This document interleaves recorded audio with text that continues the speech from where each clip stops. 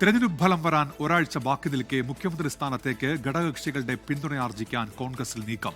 മുസ്ലിം league പിന്തുണ VD. സതീശനാണെന്ന റിപ്പോർട്ടുകൾക്ക് പിന്നാലെയാണ് നീക്കം. വി.ഡി. സതീശനെ പിന്തുണയ്ക്കുന്ന ലീഗ് തീരുമാനത്തിൽ കോൺഗ്രസിൽ അമർഷം ശക്തമായി. ഫലപ്രഖ്യാപനം അടുത്തോടെ കോൺഗ്രസിലെ മുഖ്യമന്ത്രി ചർച്ചകൾ അതിന്റെ പാരമ്യത്തിലാണ്. ശനിയാഴ്ച നടന്ന മുസ്ലിം ലീഗ് സംസ്ഥാന കമ്മിറ്റിയാണ് ചർച്ചയിലെ പുതിയ വഴിത്തിരിവ്. വി.ഡി. സതീശന് അനുകൂലമായി ലീഗ് നിലപാടെടുക്കുന്നെന്ന വാർത്ത കോൺഗ്രസ് നേതൃത്വത്തിൽ വലിയ ചർച്ചയായിട്ടുണ്ട്. നിയമസഭാ കക്ഷി നേതാവിനെയും മുഖ്യമന്ത്രിയെ നിശ്ചയിക്കുന്നത് കോൺഗ്രസിന്റെ ആഭ്യന്തര കാര്യമാണെന്നിരിക്കെ ഇക്കാര്യത്തിൽ ഇടപെട്ട് ലീഗ് അഭിപ്രായം പറയുന്നതിൽ കെ.സി. വേണുഗോപാലിനും രമേശ് ചെന്നിത്തലയ്ക്കൊപ്പം നിൽക്കുന്ന നേതാക്കൾക്ക് കടുത്ത അമർഷമുണ്ട്. പാർട്ടിയുടെ ആഭ്യന്തര കാര്യങ്ങളിൽ ഇടപെടുന്നത് മുന്നണി മര്യാദയുടെ ലംഘനമാണെന്നും നേതാക്കൾ ചൂണ്ടിക്കാട്ടുന്നു.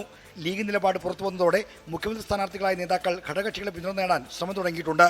ഘടകകക്ഷികളുടെ പിന്തുണ പാർട്ടി തീരുമാനത്തെ സ്വാധീനിക്കില്ലെങ്കിലും പൊതു അന്തരീക്ഷം അനുകൂലമാക്കാൻ ഉപകരിക്കുമെന്ന വിലയിരുത്തലാണ് നീക്കം. പാർട്ടിയിൽ നീക്കങ്ങൾ തകൃതിയാണെങ്കിലും ചർച്ചയുണ്ടാക്കുന്നത് മാധ്യമങ്ങളാണെന്നാണ് കെ.പി.സി. നേതൃത്വത്തിന്റെ പഴിചാരൽ.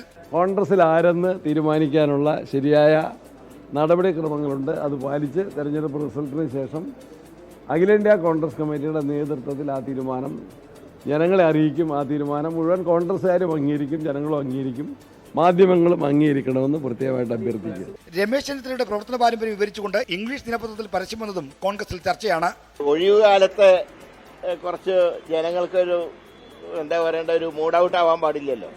പ്രത്യേകിച്ച് തൃശ്ശൂർ പൂരത്തിന് ഇത്തവണ വെടിക്കെട്ടും ഉണ്ടായിട്ടില്ല. അപ്പോൾ സ്വാഭാവികമായിട്ട് അല്പം ചില വെടിക്കെട്ട് ഉണ്ടായിക്കോട്ടെ എന്ന് വെച്ചായിരിക്കും. പക്ഷെ അതൊന്നും പരിധി വിടില്ല.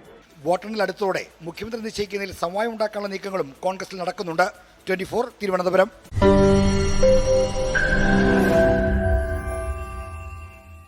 ലോകത്തെവിടെയായാലും ഏത് സമയത്തും 24 വാർത്തകളും ഓഗ്മെന്റഡ് റിയാലിറ്റി പാക്കേജുകളും എക്സ്പ്ലെയിനറുകളും വിശദമായി കാണാൻ ഞങ്ങളുടെ യൂട്യൂബ് ചാനൽ നിങ്ങൾക്ക് സബ്സ്ക്രൈബ് ചെയ്യാം.